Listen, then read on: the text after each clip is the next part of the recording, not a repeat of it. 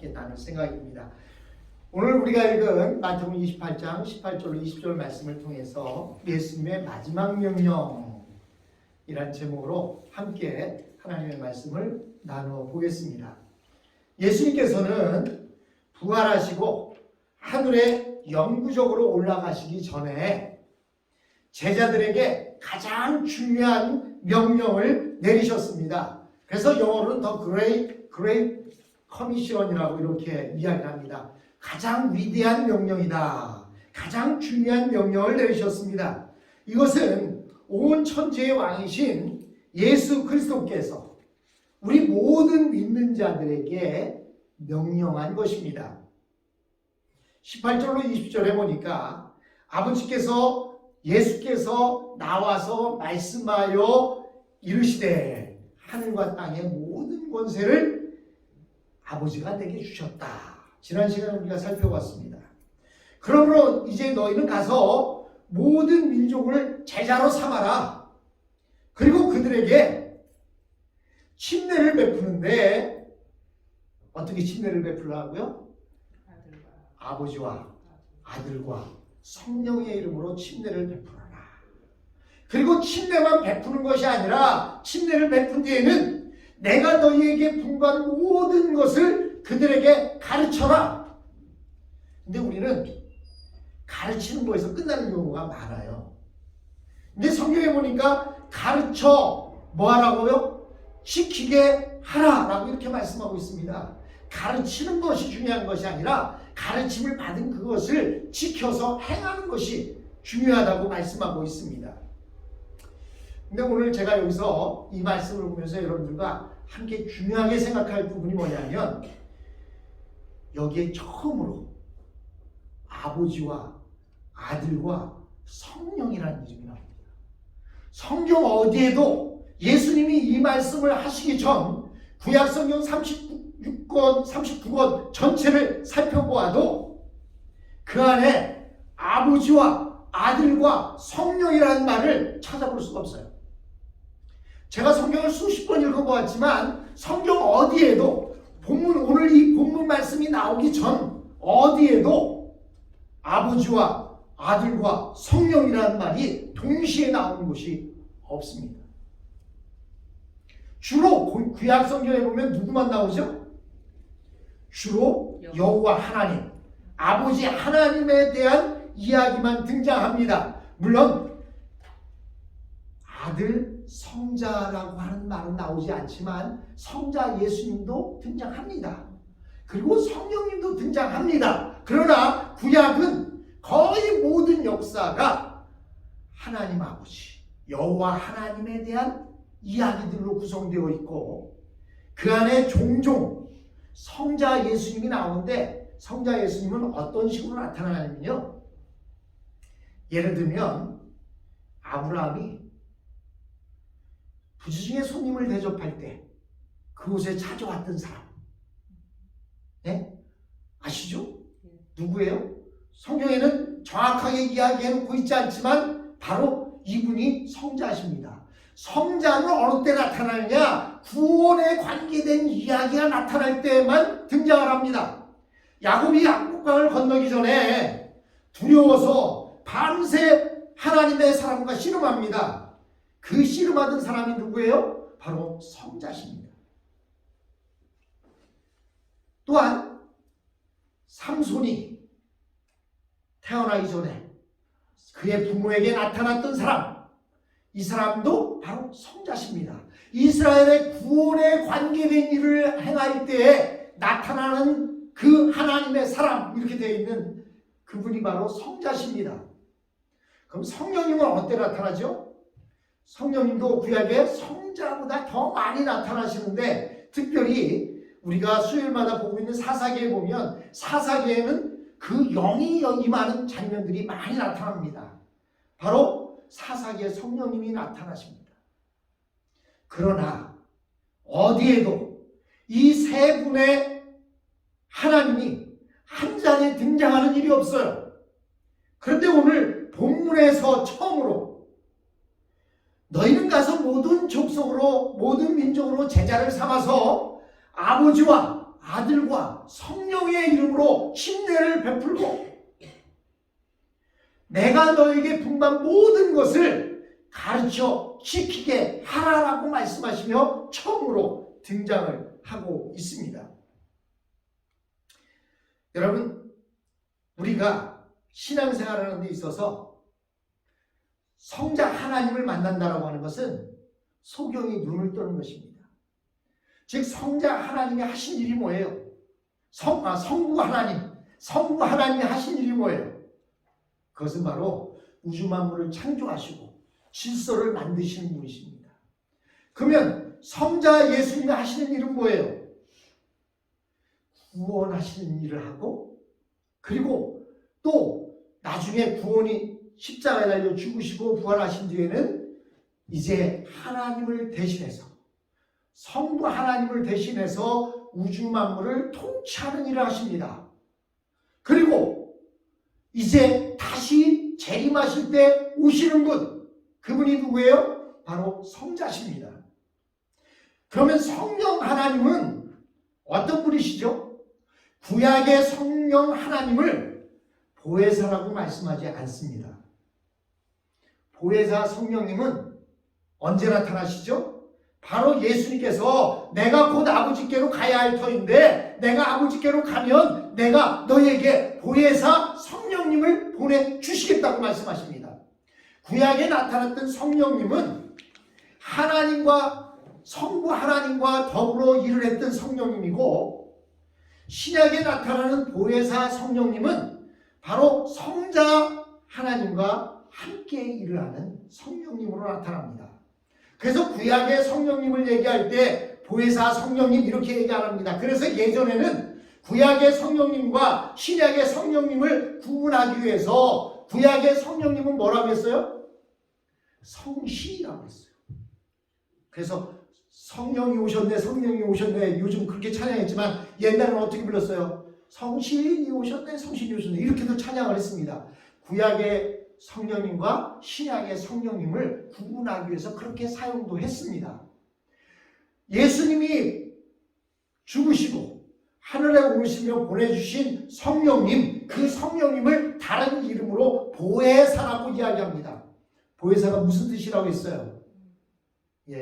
보호해 주시고 은혜를 주시고 가르쳐 주시는 분, 항상 내 곁에 계셔서 예수님을 믿고 구원받은 우리 내 속에 함께 항상 계시면서 나를 보호해 주시고 은혜를 주시고 가르쳐 주시는 분, 그 보혜사가 그 뜻입니다. 보호할 보자에 은혜의 자, 가르칠 스승 사자, 보호해 주시고 은혜를 주시고 가르쳐 주시는 분, 그 성령님이 계십니다. 근데 우리가 종종 혼동해서 사용해요. 하나님 그러면 세 분이 다 똑같은 하나님으로 생각을 해요. 물론 한 분이십니다. 그러나 우리가 우리에게 구원을 주시는 분, 하나님 아버지 구원해 주셔서 감사합니다. 맞긴 맞아요. 하지만 정확하게 말을 하면 구원에 대한 이야기가 나올 때에는 예수 그리스도, 예수님 구원해 주셔서 감사합니다, 이렇게 기도하는 게 맞습니다. 예수님 우주 만물을 창조해 주셔서 감사합니다, 이건 조금 잘못된 거예요. 우주 만물을 창조하실 분은 여호와 하나님, 성부 하나님이세요. 그러므로 하나님 아버지 감사합니다, 우주 만물을 창조해 주셔서 감사합니다, 저를 만들어 주셔서 감사합니다 할 때는 바로 성부 하나님 앞에 감사하는 거예요. 그럼 성령님한테 기도할 때는 어떻게 해요? 항상 나와 함께 하셔서 지금도 나의 일거수일투족을 지켜주시고 나를 보호해 주시니 감사합니다. 내가 그릇된 길로 갈 때 나를 바른 길로 가게 해주시니 예수님 감사합니다. 그게 아니고 성령님 감사합니다, 이렇게 해야 정확한 기도가 되는 것이고, 그래서 우리가 이 세 분의 하나님을 이야기할 때 우리가 이것을 반드시 구별해서 사용할 필요가 있습니다. 제가 이곳에서 설교하고 있는데 우리 성도들이 저보고 소리 아빠 이렇게 부르면 뭔가 좀 이상하잖아요. 그런데 제가 밖에 나가서 사회생활을 하면서 만났을 때 그냥 사회생활에서 소리 아빠 그러면 맞아 내가 소리 아빠예요. 이렇게 되는 거 아닙니까?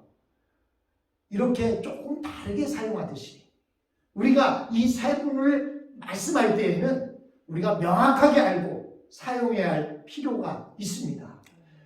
이 세 분의 모습이 오늘 이것에 처음 등장하는데 누구 입에서 나왔다고요?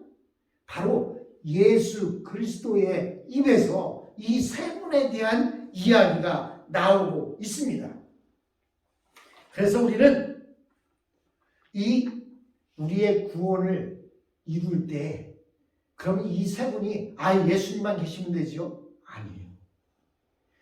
이 우리의 구원을 이루는 데는 이 세 분의 노력이 모두가 필요했던 겁니다.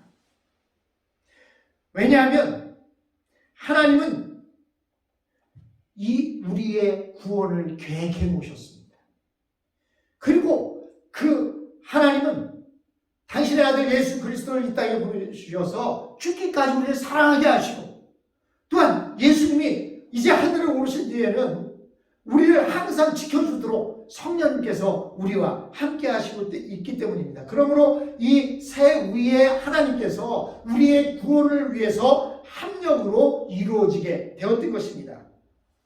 그러니까 나의 구원이 얼마나 영광스럽고 능력 있고 위대한지 우리는 알 수가 있습니다. 나 하나를 구원하기 위해서 세 분의 하나님께서 협력했다는 사실입니다. 이렇게 예수님이 세 분의 하나님을 이야기하시는 것은 우리는 그렇게 위대한 존재들이라는 거예요. 너 하나를 구원하기 위해서 성부 하나님, 성자 하나님, 성령 하나님이 협력했다는 겁니다. 그리고 예수님께서 뭐라고 말씀하십니까? 가장 먼저 우리에게 세상 모든 민족으로 제자를 삼으라고 말씀하십니다. 여기서 제자 삼는다는 것은 요즘 학교 생활을 이야기하는 것이 아닙니다. 요즘은 제자 삼는다라는 말이 옛날 말과 달라요. 요즘은 제자 됐다 그러면 학교 가서 공부하고 공부할 때만 제자고 집에 들어오면 또 내 마음대로 하는데 옛날에는 제자는 어떻게 했냐면요. 스승과 같이 살았어요. 그래서 스승의 빨래도 다 해주고요. 밥도 해주고요. 잔심부름도 다 해주고요. 스승님이 헛기침하면 무슨 문제가 있는지 다 돌아봤습니다. 옛날에 이 제자를 삼으라고 하는 것은 그냥 이렇게 입으로만 가르치라는 얘기가 아니에요. 함께 생활하는 거예요. 그것을 영어로는 다른 말로 요즘 멘토라는 말을 많이 사용합니다. 멘토를 삼으라는 거예요. 즉 말로만 성경을 가르치는 얘기가 아니라 더불어 살라는 거예요. 함께 울고 함께 기뻐하고 함께 밥 먹고 함께 누워 자는 정도로 그렇게 하라는 겁니다. 여기서 제자 삼으라는 것은 그냥 하나님의 말씀이 이렇다 말로만 가르치라는 것이 아니라 모든 것을 함께 하면서 행동으로 보여주라고 이야기하고 있는 것입니다. 스승은 제자를 자기의 자식처럼 가족처럼 여기고 양육하는 것, 그것을 보고 여기서 말하는 가르치라라는 뜻입니다. 여러분 붕괴 때에는요 많은 사람들이 구름대와 같이 교회로 몰려들어 옵니다. 오순절은 봄 추수를 하는 시기예요. 오순절에는 보리를 베는 시기였습니다. 그런데 실제로 오순절에 성령이 임하게 되면 구름대처럼 많은 사람들이 교회로 찾아오고 침례를 받았습니다. 여기서 침례를 준다라고 하는 것은 어떻게 보면 형식적인 것이기도 하지만 모든 사람 앞에서 우리가 예수님의 백성이 되었다라고 하는 것을 만천하에 공포하는 것입니다. 여러분 침례를 받아야 구원받을까요? 그렇습니까? 여러분 결혼식을 해야만 부부가 될까요? 그렇습니까? 그런데 왜 결혼식 합니까? 결혼식 안 해도 부부가 됐는데 왜 결혼식 해요? 많은 사람들에게 축복받고 또 우리가 이렇게 부부가 됐음을 많은 사람들에게 알리고 그만큼 축복받고 알린 대신에 어떻게 해요? 책임과 의무도 갖는 거예요. 여러분 설문조사를 해보니까요 결혼식을 제대로 올리고 산 사람들이 결혼식을 안 하고 혼인신고만 하고 산 사람보다 이혼율이 훨씬 적다는 거예요. 왜 그럴까요? 많은 사람 앞에 우리가 부부가 됐다는 거 아닌 사람들은 그냥 서로 미워하는 관계 있고 서로 좀 부족한 것도 있어도 싸워서 갈라서고 싶지만 아유, 많은 사람들이 우리가 부부인 줄 알고 축하해 줬는데 우리 다시 한번 잘해서 살아봅시다, 이렇게 한다는 거예요. 그런데 결혼식을 올리지 않고 혼인신고만 하고 사는 사람들은 좀 다툼만 있으면 그래 갈라서 그냥 갈라쓴다는 거예요. 그래도 뭐 그들이 부부였는지 갈라섰는지 그들이 혼인신고를 했는지 안 했는지 알게 뭡니까? 그냥 보이프렌드과 걸프렌드이 살았는지 모르니까 그냥 갈라서 그런가 보다. 그래서 쉽게 갈라쓴다는 거예요. 여러분, 침례를 받는 것도 그런 의미가 있습니다. 구원받은 사람들이 우리가 모든 사람 앞에서 그리고 주님의 본 앞에서 구원받았음을 우리가 침례를 통해서 만천하에 공포하는 거예요. 그러면 믿음 생활하면서도 그래, 내가 침례까지 받았는데 내가 이렇게 살면 안 되지, 그런 마음가짐이 생기기 때문에 구원받은 사람들이 침례를 받게 되는 것입니다. 어찌하든 이렇게 그리스도의 백성들이 침례로 인하여 인침을 받게 됩니다. 많은 사람 앞에서. 그러면 그 사람에게는 그리스도인의 인이 찍혔기 때문에 악한 마귀가 함부로 붙어 있지 못하고 어떻게 함부로 하지 못합니다. 그래서 결혼한 여성분들이 특히 미국에 와서 보니까 직장 생활을 하거나 할 때 반드시 하는 게 뭐냐면 꼭 결혼 반지를 끼고 다니세요. 왜 그러냐? 결혼 반지를 끼고 있으면 아, 저 사람이 남편이 있는 사람이구나 해서 다른 어떤 사람들이 이상한 생각을 갖지 않는다는 겁니다. 우리가 예수 그리스도의 인침을 받으면 마귀가 우리를 함부로 하지 못합니다. 왜? 우리에게 결혼 반지가 껴있듯이 예수님의 인침이 우리 속에 있기 때문에 그렇습니다. 그러므로 우리는 마음속에 믿는 것도 중요하지만 우리가 교회의 공식적인 고백과 인정을 주님 앞에 아주 중요하게 생각하고 그 명령을 기억하는 것이 중요하다는 사실입니다. 그리고 예수님께서는 20절에 뭐라고 말씀하십니까? 제자들에게 주님의 말씀을 가르치고 그 말씀대로 살게 하라고 말씀하고 있습니다. 우리가 교회에서 해야 할 가장 중요한 사명이 무엇입니까? 그것은 하나님의 진리를 가르치는 것입니다. 왜냐하면 이 하나님의 진리 안에 바로 생명이 있기 때문입니다. 하나님의 진리를 가르치는 것은 사람들에게 생명을 공급해 주는 것입니다. 예수님께서는 사람이 떡으로만 살 것이 아니요 하나님의 입으로 나오는 말씀으로, 모든 말씀으로 살 것이다 라고 이렇게 말씀하셨습니다. 하나님의 말씀을 들으면 믿음이 생깁니다. 그리고 하나님의 말씀을 들으면 힘이 생기고 길이 생기고 용기가 생깁니다. 그리고 하나님의 말씀이 선포되면 마귀가 힘을 잃고 우리와 하나님 사이에 가로막혀 있던 그 죄의 담이 허물어지면서 우리가 기도하게 됩니다. 이때 하나님께서는 우리에게 큰 은혜와 성령의 축복을 내려주셔서 이 세상을 가장 아름답게 살 수 있는 능력을 주시는 것입니다. 그리고 가르쳐 지키게 하라고 하셨습니다. 이것은 교인들로 하여금 배운 말씀대로 믿음으로 살게 하라는 것입니다. 우리는 하나님을 모를 때 이 세상을 욕심으로 살았습니다. 모든 사람들은 야망을 향하여, 욕심을 향하여 다름질 쳤습니다. 그러나 이제 우리는 하나님의 말씀대로 살아야 합니다. 우리나라 옛말 속담에 의하면 물 들어올 때 노저으라는 말이 있어요. 물이 막 들어올 때 노를 저어야 배가 빨리 갈 수 있다는 겁니다. 즉 그 얘기는 뭐냐면요, 많은 사람들이 주머니에 돈이 있으면 그때 그냥 열심히 일을 하라는 거예요. 네, 여러분, 왜 주일날 이 자리에 와서 앉아 있습니까? 바로 세상 욕심을 포기했다는 거예요. 요즘 뭐 스티뮬러 1,400불씩 주어졌지요. 또 텍스 리턴 기간이죠. 뭐 이러기 때문에 그냥 사실 이 시간에도 뭐 문 열고 손님 받는다고 하면 돈을 벌 수 있어요. 그런데 왜 여러분들이 모든 일을 제껴놓고 이 자리에 앉아 계십니까? 그것은 세상 욕심을 버렸다는 거예요. 하나님의 말씀을 따라서 말씀에 순종해서 하루를 주님 앞에 드리기 위해서 이 자리에 온 거예요. 우리가 주님 앞에 이렇게 와서 예배 드린다는 것은 우리의 욕심을 버렸다라는 것을 주님 앞에 보이는 것이 되는 것입니다. 우리가 세상 사람들은 그 욕심을 향해서 다름질을 치고 그냥 죽을 똥살똥 모르게 일을 합니다. 그러나 이제 우리는 하나님의 말씀대로 살아갑니다. 이때 우리가 하나님의 말씀대로 살아갈 때 하나님께서 우리에게 필요한 모든 것을 다 주실 것을 우리는 믿기 때문입니다.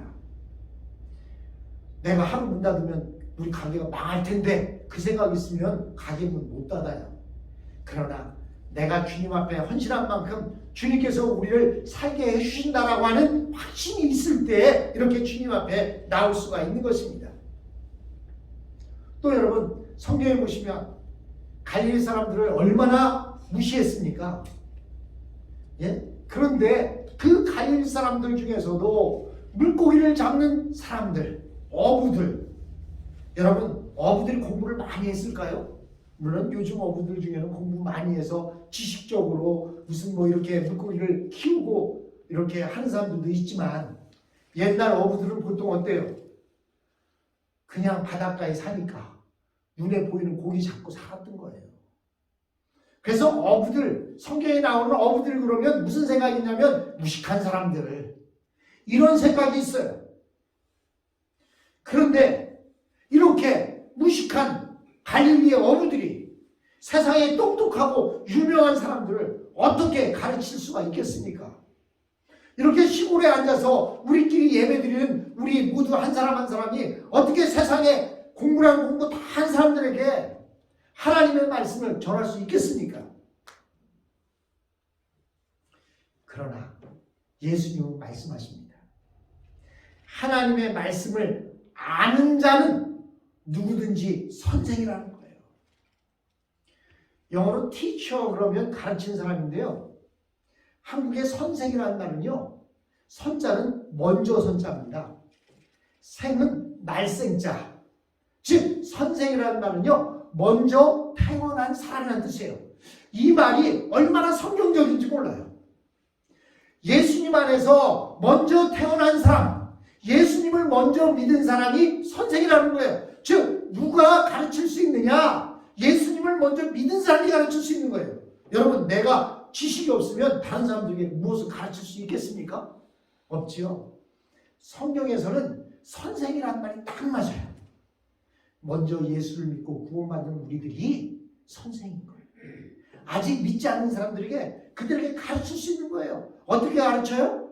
내가 성경을 몰라도 내 삶의 모습을 가르칠 수 있는 거예요. 예수 믿는 사람의 모습이 이런 모습이다. 나에게는 예수의 인이 쳐져 있다. 그것을 내 몸소 실천하면서 보여주는 것. 그것이 바로 선생님입니다. 그래서 예수님께서는 우리로 하여금 가르치라는 거예요. 세상에 아무리 똑똑한 사람이라도 예수님을 믿지 않는다면 우리는 그들의 선생이 될 수 있다는 거예요. 그런데 우리에게 무엇이 필요하냐? 이렇게 가르치려면 열정이 있어야 돼요. 열정이 있어야만 누군가를 가르칠 수 있습니다. 구원에 대한, 다른 사람 영혼에 대한 구원의 그 열정이 있어야 그에게 가서 복음을 전하고 그를 가르칠 수 있는 것이지 열정이 없으면 할 수 없습니다. 그러시면서 예수님께서 두 가지 사실을 약속하셨습니다. 하나는 하늘과 땅의 권세가 바로 내게 있다. 예수님께 있다고 말씀하십니다. 그 능력의 주님이 우리에게 말씀의 사명을 주시고 선교의 사명을 주시고 겸손의 사명을 주시고 침례의 사명을 주신 것입니다. 그러므로 하나님의 말씀을 붙들고 나아갈 때 어느 누구도 우리를 이길 수 없습니다. 왜냐하면 하늘과 땅과 그 하늘과 땅의 모든 권세를 가지신 예수님께서 우리와 함께 하시기 때문입니다. 마치 여호수아가 여호와 사자 앞에서 신을 벗고 겸손하게 여호와의 사자를 따랐을 때 가나안 땅에 굴복했던 것처럼 우리가 예수님의 말씀을 앞세우고 나가면 반드시 이기게 되어 있습니다. 그리고 예수님께서 더 중요한 말씀을 하시는데 두 번째 약속이 뭐예요? 볼지어다 내가 세상 끝날까지 어떻게 하신다고요? 너희와 항상 함께 할 것이다 라고 말씀하십니다. 너희와 함께 있으리라. 그냥 내가 좋을 때만 있고 없을 때는 떠났다가 아니라 항상 함께 있으리라 라고 약속하셨습니다. 우리만이 이 세상에 홀로 남겨져 있는 존재가 아니라 가장 강력한 능력을 가지신 주님께서 우리와 언제나 함께 계셔서 우리를 인도하시고 우리를 통치하여 주시고 우리에게 역사하여 주신다고 말씀하십니다. 보혜사 성령님을 통해서. 즉 우리는 주님의 도구로 사용될 뿐이고 주님이 우리 안에 계셔서 우리의 모든 것을 지시하시고 일을 이루어 가실 것입니다. 그러므로 우리는 우리 안에 있는 주님 성령님을 믿으시기 바랍니다. 세상 끝날까지 주님은 우리와 함께 계셔서 복음으로 세상을 정복하게 하실 것입니다. 우리만 잘 믿으면 된다. 그것은 주님의 뜻이 아니에요. 우리가 할 수 있는 한 이 복음을 세상 끝까지 전하는 삶을 살아야 하는 것입니다.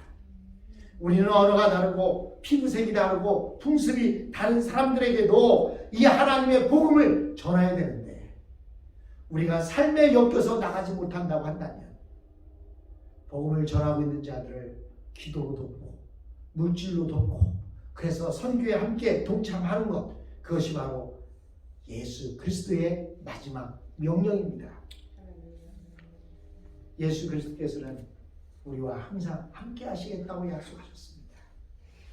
지금도 내 안에 성령님께서 계셔 우리에게 우리를 보호해 주시고 은혜를 주시고 우리를 가르쳐 주십니다. 그 주님을 따르며 이 땅에서 승리하는 저와 여러분이 되었으면 합니다.